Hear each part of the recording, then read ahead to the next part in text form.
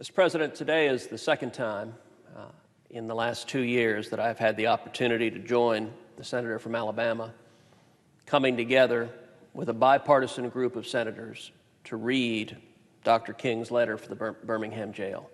I want to thank the senator from Alabama for his leadership, bringing this group together. You know, I had read that letter many times before, but I'd never read it out loud. I'd never heard the words spoken,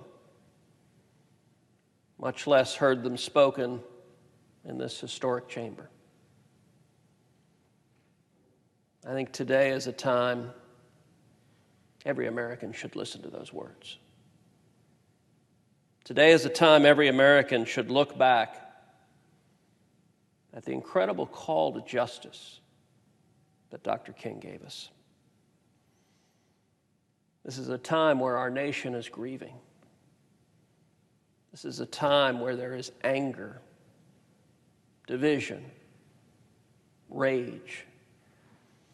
This is a time where our country is divided on racial lines in a way it hasn't been in a long, long time.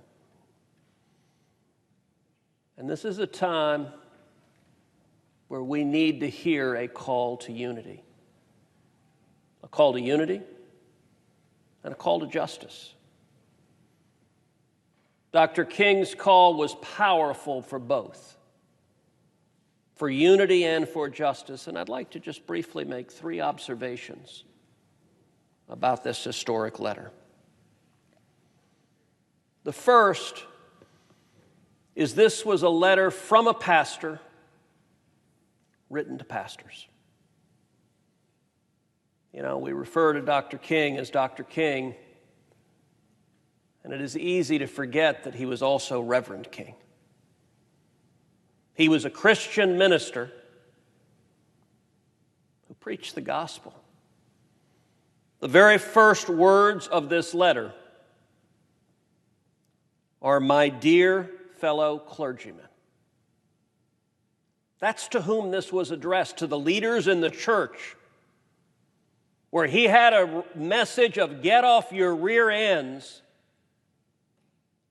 and stand for justice. If you're a person of faith, justice, defeating racial discrimination, defeating bigotry, is not just a matter of truth, but it's a matter of morality. Here's what Dr. King said about it in the opening paragraphs of the letter. "I am in Birmingham because injustice is here."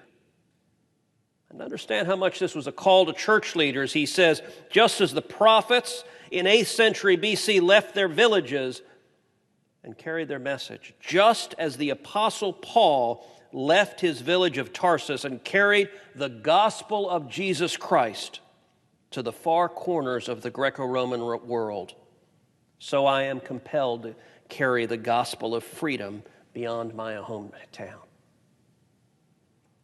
At a time when our nation is grieving, is in anguish, is in anger, is in division, Dr. King, Reverend King's message to church leaders to stand up for justice, to stand up for truth, that message resonates clear as a bell today. A second observation. Dr. King in this letter and throughout his ministry, throughout his public leadership, called over and over and over again to resist violence. Against voices of those who agreed with him about the injustices he was calling out, where he said, violence is not the way. As we've seen rioting in our cities, as we've seen small businesses burned to the ground, as we've seen police officers assaulted and wounded and murdered in violent and angry protests and riots and looting, the words of Dr. King calling out to resist violence and to speak for justice, those words should be heard by all of us. And a third observation. In calling for justice, Dr. King appealed to our founding principles. There are some, particularly young people today, who are angry, who are being peddled what I think is a bill of goods, a lie, that America is fundamentally unjust, that it is an evil society built upon racism. That is simply not true. Is there evil in the world? Yes. Is there racism in the world? Yes. Is there oppression in the world? Yes. Is all of that present in the United States? Absolutely.